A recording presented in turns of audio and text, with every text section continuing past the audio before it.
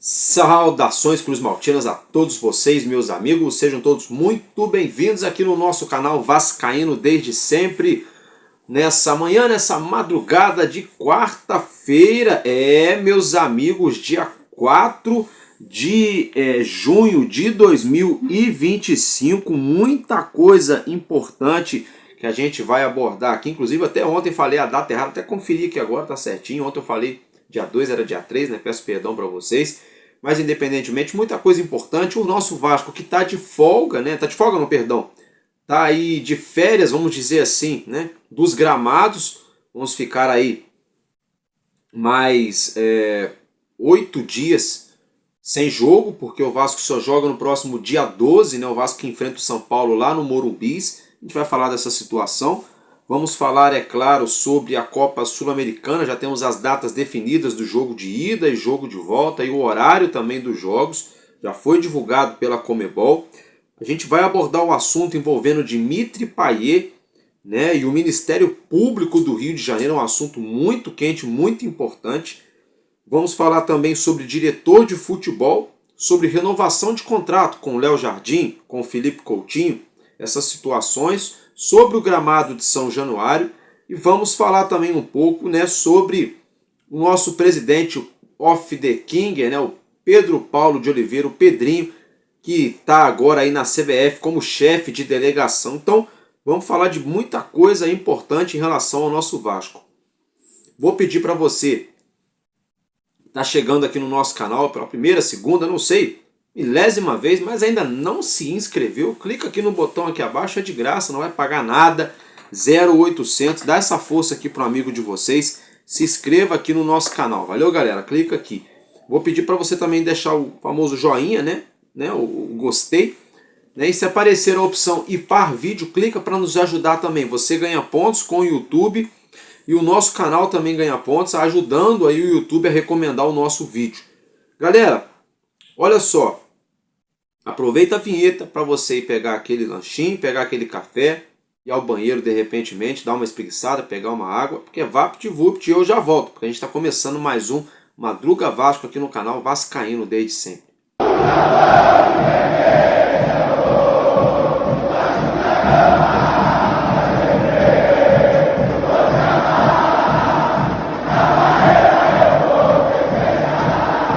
Bom, meus amigos, é isso aí, né? Mais uma vez, bom dia para você que vai trabalhar, você que vai estudar, você que vai ficar em casa, você que está chegando do serviço. Bom dia para todos nós, que Deus nos abençoe. Uma quarta-feira aí maravilhosa.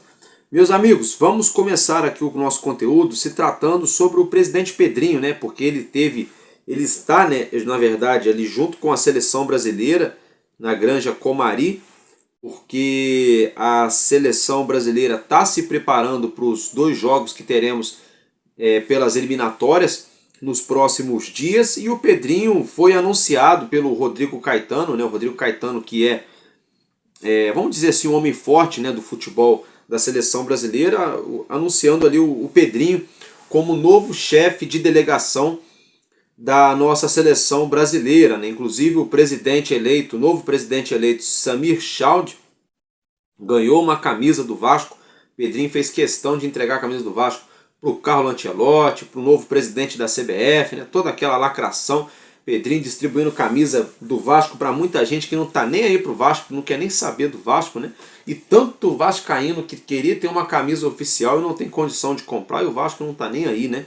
Fico vendo essas coisas, distribuindo camisa para os caras que não estão nem aí, né? E muito torcedor aí, poxa vida, a gente vê cada história, né, de torcedor que quer ter uma camisa do clube, né? Enfim, é complicado. Mas aí é o seguinte, Pedrinho então como chefe de delegação na seleção brasileira, quem vê a gente falando sobre isso, pensa assim, nossa, que bacana, que legal, né? O presidente do Vasco também está na seleção brasileira, né? Mérito dele, coisa e tal. Primeira coisa que é a panela, né? Aquilo ali, na verdade, é uma baita de uma panela. Até poucos dias o Pedrinho era comentarista e virou presidente do Vasco, agora já é chefe de delegação de seleção.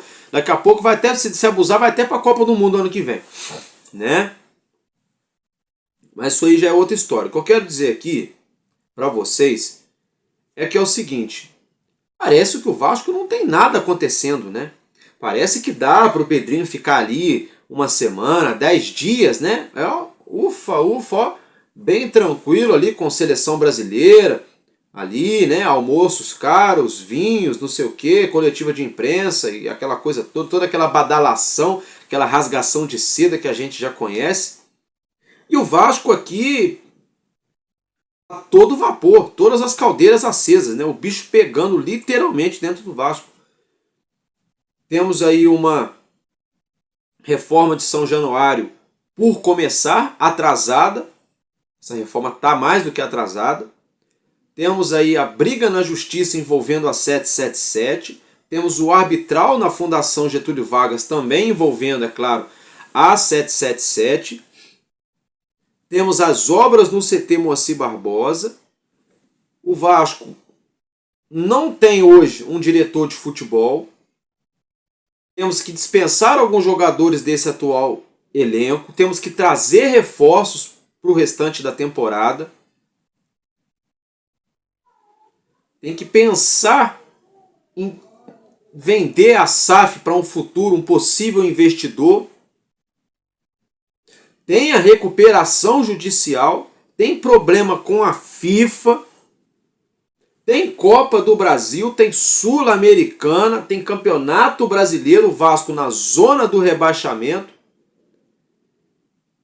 Gente, vocês viram o tanto de coisa que eu falei aqui? Pois é, tudo isso é o que o Pedrinho tem para fazer dentro do Vasco. Aí não, agora o que acontece? O Vasco fica aí, né, sem presidente por alguns dias, né? Porque aí o Off the King, the Power, the Mask, o Pedrinho vai lá fazer uma lacração pra mídia, aparecer em coletiva de imprensa, camisetinha da seleção brasileira, porra, maneiro, uniforme da seleção, né? Pô, é top, né? O Brasil pode estar 23 anos sem ganhar nada importante, de alto nível, né? A Copa do Mundo, vamos dizer assim, mas ainda é a única seleção pentacampeã. Legal, nada contra a seleção brasileira nesse aspecto. Agora, eu fico boba de ver o nosso presidente, pô.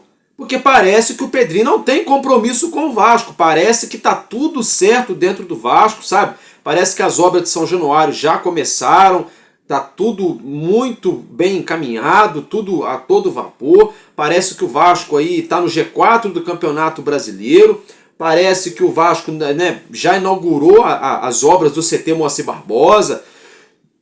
Não tem preocupação nenhuma lá no CT, né? Parece que o Vasco, por exemplo, já extirpou, já extinguiu a 777 de uma vez por todas do nosso clube, só que isso não aconteceu. Parece que o Vasco aí tá na final da Sul-Americana, está na final da Copa do Brasil. Parece que o Vasco contratou o melhor diretor de futebol para ser o nosso novo Cartola. Parece que o Vasco vai trazer aí 3 jogadores da Europa na próxima janela, né? E parece que o Vasco aí vai dispensar uns 5 pés de ratos desse elenco aí, né? Por que eu tô falando isso tudo aí que parece? Porque assim, pro Pedrinho tá lá com a seleção brasileira, o Vasco deve estar tudo ok, né? Deve estar tudo certinho, não deve estar precisando de arrumar nada no Vasco, né? Nenhum problema para resolver em Câmara de Vereador, em centro de treinamento, na Justiça, seja no Conselho Deliberativo do clube, seja no Conselho da SAF do Vasco da Gama, seja lá no Conselho de Grandes Beneméritos. Cadê o presidente do Vasco da Gama? Cadê o Pedrinho? Agora vai virar garoto propaganda da seleção brasileira. É isso então. Ah, mas que é legal porque o Ancelotti tá lá. Pô, maneiro, top, cara. Eu como brasileiro, tô muito feliz pela contratação desse novo treinador, Carlo Ancelotti, um dos mais vitoriosos da história do futebol. Simplesmente estava no Real Madrid, fazendo os brasileiros arrebentarem lá, por que não fazer os meninos jogarem muito com a seleção brasileira? O Ancelotti, pô, nota 1000. Aí agora vai ficar até o Pedrinho surfando nessa onda, como se o Vasco tivesse, né, tudo ok, como se o Vasco fosse o Manchester City do Brasil, ou como se o Vasco fosse o Barcelona do Rio de Janeiro, né? E só que não é. Só que não é. E muito me causa espanto Como é que pode a mídia que cobre o dia a dia do Vasco, os canais que falam de Vasco, a turma aqui do YouTube, tem vários, eu não preciso nem falar, você que acompanha aí, você sabe dos canais que acompanham, que tem acesso à coletiva de imprensa e coisa e tal, que é legal também, não critico ninguém por isso, mas vocês sabem quem tem acesso aos bastidores do Vasco hoje, e vocês sabem quem é que está reclamando do Pedrinho em vez de estar no Vasco, tá lá na seleção, e quem é que não está falando nada. Então é muito fácil, né? Vocês vão ver agora que vai ter gente que vai estar normalizando isso, jogando o Pedrinho como se o Pedrinho fosse o melhor dirigente do futebol brasileiro, por isso ele tá na seleção brasileira para ser chefe de delegação, que não sei o que lá, e na moral mesmo isso aí é uma função de papagaio de pirata. Chefe de delegação é aquele cara que chega lá, né, na entrada lá do hotel, lá de gravatinha, bonitinho lá, e passa o QR Code do celular dele lá no negócio do hotel lá rapidinho, já aparece lá, tantos quartos reservados, não sei o que lá, ele só vai assinar ali, usar o cartão corporativo da CBF, acabou. É isso que é um chefe de delegação, sabe? Vai ter o jogo da seleção, aí antes lá vai ter que chegar a delegação da seleção brasileira, aí chega o chefe da delegação, o papagaio de pirata, chega o Pedrinho lá antes, lá, uns caras, organiza ali, assessor de imprensa, pessoal aqui, pessoal ali, torcedor, não sei o que, pro time chegar. Então assim, é isso, é um papagaio de pirata. O Pedrinho deixou o Vasco esses dias, não me interessa se é um dia, se são 10 dias. O Pedrinho sai do Vasco, a função primária dele que é ser presidente do Clube de Regatas Vasco da Gama, para ser chefe de delegação da seleção brasileira, como se o Vasco tivesse tudo normal, tudo maravilhoso. É isso que eu fico vendo, eu chamo a sua atenção, meu amigo e minha amiga torcedores do Vasco, eu chamo a sua atenção para isso, porque assim, um clube cheio de problema como o nosso, não dá para o nosso presidente ficar aí do jeito que está, né? Um exemplo aqui muito simples do dia a dia, é como se eu ou você aqui no nosso dia a dia, aqui no nosso cotidiano, a gente tivesse até aqui de conta, um monte de trabalho para fazer, enrolado até o pescoço, passar uma semana na praia, bem tranquilo, né? Como se não tivesse conta nenhuma para pagar, como se não tivesse nenhum compromisso para honrar, como se não tivesse comparecer ao trabalho, entre outras situações.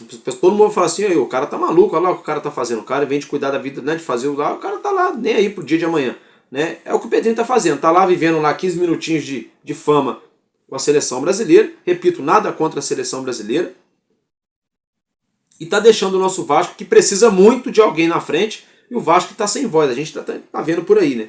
Aí a gente fica vendo o CEO falando como se fosse presidente do Vasco, e não é, o Carlos Amodeu. Aí a gente fica vendo o diretor de futebol, que era o caso do Marcelo Santana, falando como se fosse presidente do Vasco, mas também não era. E o próprio presidente do Vasco, que era para estar cuidando das coisas do Vasco, some, não fala nada. E quando fala, é daquele jeito que você já sabe, né? Nega tudo, né? Bate de frente com todo mundo, tudo que pergunta para ele não gosta, né? Então é complicado. É por isso que eu chamei a sua atenção, torcedor e torcedora, porque no mínimo é curioso. Essa situação toda do Pedrinho, no mínimo, é muito curiosa.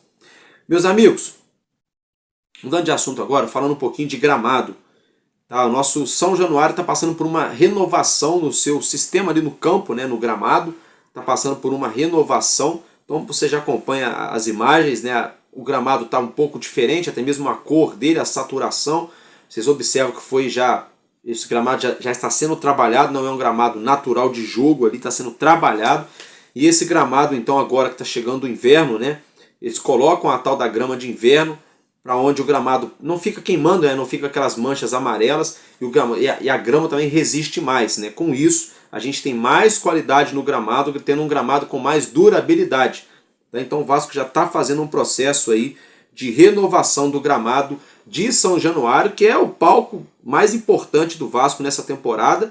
É a nossa casa, né? Somos nós torcedores apoiando o nosso time jogando em casa. Então a gente tem que ter de fato um gramado de alto nível, né? Para que os nossos jogadores, para que o nosso time desempenhe um bom futebol, a gente tem que dar as ferramentas. E a primeira delas, a primordial, é o gramado, né? Depois vem bola, arbitragem e outras situações. Então o Vasco aí renovando o gramado de São Januário. Meus amigos, quero falar com vocês agora sobre diretor de futebol. Surgiu mais especulação, né? De que o Bruno Spindel poderia ser o diretor do Vasco, né? Bruno Spindel, ex lá, diretor de futebol do Flamengo. Ah, o Eduardo Freeland, né, lá, trabalhou no Grêmio, se eu não me engano, acho que já trabalhou até no Fluminense também, não tenho certeza, enfim. Aí fica esse negócio agora, a grande verdade é que o presidente do Vasco, é o que eu acabei de falar para vocês, em vez dele estar atrás de um diretor de futebol, ele está atrás de seleção brasileira, dando camisa do Vasco para todo mundo, né? A gente só fica vendo essas coisas. Aí começam a jogar um monte de nome. Por quê? É normal, os empresários estão aí no mercado, procurando algum clube para os seus profissionais trabalharem. Então, o empresário, por exemplo, de um diretor de futebol desse, escuta isso e fala, opa, vamos jogar na mídia aqui, ó, que o Vasco tem interesse, que tem sondagem, que não sei o quê, vai que cola, vai que os caras se interessam e ligam pra gente. É assim que funciona. É o que a gente chama de, né, a famosa cavadinha. E os dois nomes que estão aí, o nome da vez, as cavadinhas do momento, né, é o Bruno Spindel e o Eduardo Freeland, né? Eu acho que tem outros nomes melhores no mercado, mas esses nomes também já são bem mais experientes do que o próprio Marcelo Santana, né? Só que aí eu vou lá no X da questão. Antes de pensar em contratar um diretor de futebol, você tem que pensar em quanto você está disposto a gastar para contratar jogador. Porque um papel de um diretor numa janela de transferência é emprestar, vender e dispensar jogadores do atual elenco para contratar, pegar emprestado jogadores para reforçar o atual elenco. E para esse profissional poder trabalhar, ter carta branca, para poder ter livre acesso dentro do clube, ele tem que ter um teto orçamentário. O presidente do clube chega para ele e fala, ó, eu preciso de um ponta direita para o time, que ele custa, só um exemplo, tá, gente? Que ele custe de 10 a 15 reais, só um exemplo só, tá? E eu preciso de um zagueiro que custe de 7 a 9 reais, de alto nível. Ele vai dar ali, a diretoria do clube vai dar para o diretor de futebol as peças que o clube está procurando, os valores que o clube pretende gastar e a lista com alguns nomes. E é claro, o diretor de futebol pode também sugerir outros nomes, enfim. E aí é onde começa toda a negociação, onde o diretor de futebol vai ao mercado para buscar jogadores profissionais para reforçar a equipe. Então eu pergunto para vocês, como é que o Vasco vai contratar se o Vasco não tem diretor de futebol? E para o Vasco contratar um diretor de futebol, o Vasco já tem que ter muito bem já pré-definido, muito bem desenhado, já pré-estabelecido, justamente esse orçamento para o novo diretor de futebol poder trabalhar. Então é aquilo que eu já vim falando para vocês, se for um cara de lastro, um cara grande, um grande diretor de futebol de nome, de renome do futebol brasileiro, ele pode chegar no clube por dois motivos. Ou porque o clube vai abrir os cofres e vai deixar o cara tentar montar um grande time. Só uma hipótese, tá? Ou porque o clube está trazendo esse cara grandão porque sabe que ele vai segurar o rojão, porque sabe que não tem condições de trazer grandes jogadores e se der BO tem que ter um diretor de futebol casca grossa lá para poder segurar o dia a dia. Então tem esses dois lados. Agora, o diretor de futebol casca grossa, quando ele escuta que não tem grana, ele fala, opa, eu vou entrar num problema, eu vou ficar ali na linha de tiro, não vou ter orçamento para trabalhar, e é perigoso até eu amanhã ou depois ficar sem receber, então eu não vou. Então vocês entendem como é que funciona? É por isso que o Vasco está até hoje sem diretor de futebol. É por isso que o Pedrinho foi aquela vez atrás do Marcelo Santana lá no Nordeste. Porque é o que eu estou falando, para trazer um diretor de futebol de renome, você tem que ter um orçamento para apresentar para ele trabalhar. E para trazer um cara que não tem nome, a torcida pega no pé, a mídia também, e pode não pegar bem dentro do grupo com o elenco, dependendo da pessoa que chega. E o Pedrinho, por sua vez, em vez de estar cuidando do Vasco, está lá cuidando da seleção brasileira. Então, vocês entendem? A imprensa, por sua vez, como quer dar notícia, quer dizer que tem algo para dizer, mesmo quando não tem algo para dizer, mas para poder, né? Alô, galera, olha aqui, eu tenho informação. A imprensa faz muito disso. Vai e começa a jogar esses nomes, né? E os nomes que estão sendo jogados agora é o Bruno Spindel e o Eduardo Freeland. Eu acho que são só cavadinhas mesmo. E eu acho que pode dizer muito para nós torcedores do Vasco quando o Vasco contratar um diretor de futebol. O perfil do diretor de futebol que chegar no Vasco vai dizer muito para nós de qual Vasco a gente pode projetar para o restante dessa temporada. Vamos falar agora, meus amigos, de jogadores. Léo Jardim, Dimitri Payet e Felipe Coutinho. Vamos falar não nessa ordem, mas começando pelo Dimitri Payet. Gente, o Dimitri Payet foi liberado pela diretoria do Vasco, ele foi à França, para a Europa no caso, né, o velho continente, né, lá na França, para resolver situações da sua vida pessoal. Até aí tudo normal. O contrato do Vasco com o Payet vai até o final de julho, ou seja, mais praticamente 2 meses de contrato ainda com o meia francês. Neste momento, Vasco e Dimitri Payet conversam e tentam chegar a um denominador comum para que haja essa rescisão de contrato em comum acordo, onde ambas as partes concordam ali, né, em abrir mão de cláusulas contratuais. Então já existe essa conversa. Outra situação envolvendo o Dimitri Payet é que nessa terça-feira o Ministério Público do Rio de Janeiro pediu o arquivamento do processo de violência física contra a influenciadora e também a advogada Larissa Ferrari.